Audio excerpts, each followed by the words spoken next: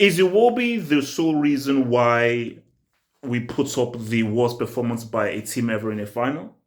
No, he's not the sole reason. He's part of the reason, but he's not the sole reason. So I don't know how to feel about this. Bullying is wrong. Cyberbullying is wrong. All these things, they're all wrong, you know. But I have to be honest with you. Since that AFCON final, I haven't gone to any Nigerian's Instagram page. I don't want anything to do, like, I've just completely just sort of blanked them off. I've actually been looking at the Ivorian celebrations, you know, them going back and everything. I'm just looking at just the memories of the thing, because what Nigeria did, it was so disgusting, it was so revolting that it's going to take me like some time just to be like, did we just have the worst performance ever by a team in a final that I've seen? Because I can't think of anything worse. You see, for Iwobi, I think it's difficult because of the name and who is associated with. Because we have to be honest here. You're a target. If you play badly, you're the first thing that people will go to. Why is that? Because, oh, you're only in the team because you're related to Okocha. That's the thing. If you were not related to Okocha, you wouldn't really be singled out. But in people's anger, that's just how people are. You have to go and pick out someone like, oh, who can we pick out?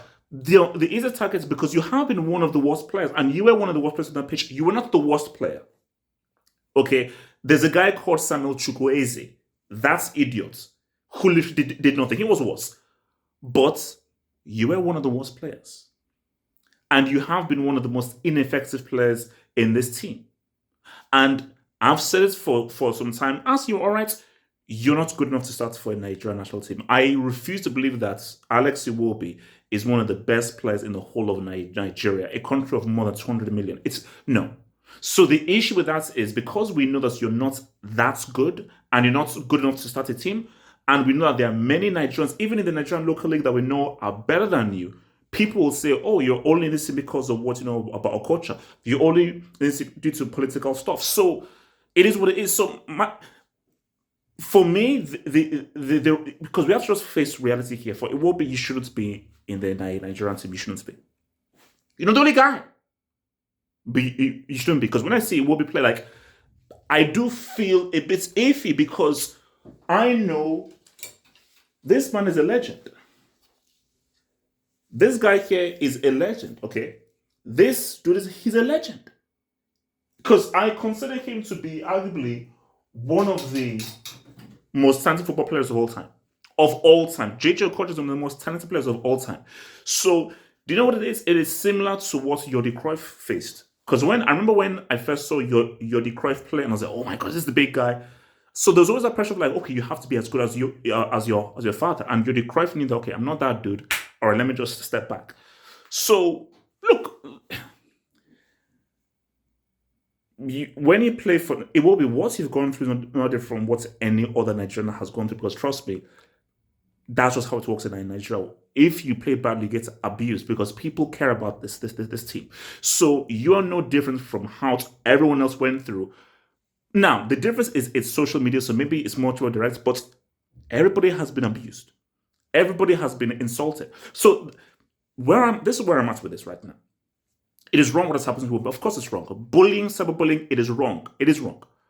But my view for Iwobi is, I'm sorry, you are not good enough to be in the Nigerian national team. And I think as long as you are here, anytime you get a bad performance, you are an easy target because people always say you're only in here because of Okocha. And that's just a sad reality. That's just sad reality. And people will try to compare you to who I believe is one of the most talented players of all time. So my advice is you might as well quit the team because as long as you play, because we know who lost us that game against Tunisia. It was your mistake. So, like, I don't want to sound harsh or anything, but I'm just keeping it a stack. Nice guy, lovely guy, seems like a good guy, and he's a decent player. He's a decent player. You are not good enough to be playing for the Nigerian national team. There are players that are better than you. So this is even bigger than you because this is about personnel and recruitment. So I'm looking at the freaking NFF and about development of local leagues and local talents. because you shouldn't be starting in the Nigerian national team. So that's what it is. Like the vid, subscribe, head over to the website and check out those other members' vids.